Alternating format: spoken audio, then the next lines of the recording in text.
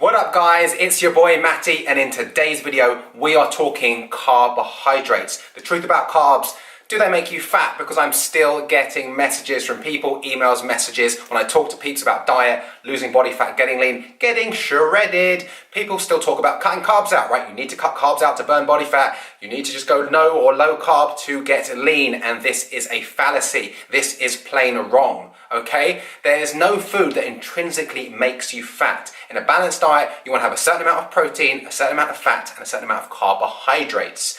No food is intrinsically bad. You don't just eat carbohydrates and you balloon out. This is wrong. This is a fallacy, and I don't blame you for believing it, because every fitness publication, coach, probably blog post you saw on getting lean, getting shredded is about slagging off carbs, saying they're bad.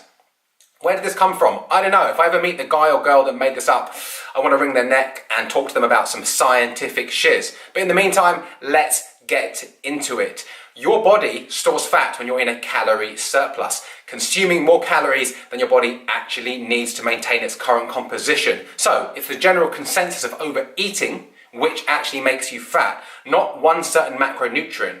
Your body isn't going to take in some rice, some pasta, even some sugar, and convert that straight to body fat. And in fact, your body has to go through a process called de novo lipogenesis, which is the new lipids, fat, genesis, the creation of body fat from carbohydrates. It's actually a very taxing, inefficient metabolic pathway for the body. It doesn't really want to do this, but it will only if you're way over consuming the amount of calories, the amount of carbs you actually need. When you consume dietary fat, that is set up to be stored as fat. Those molecules are ready to be stored as fat. I'm not saying fat is bad in your diet, but actually getting away with a higher carbohydrate diet, a lower dietary fat diet, in my opinion, through over 10 years of coaching, has a much better result for body composition, losing body fat, and even athletic performance. So, the basic line here, the bottom line here is the overconsumption of food that creates the fat storage.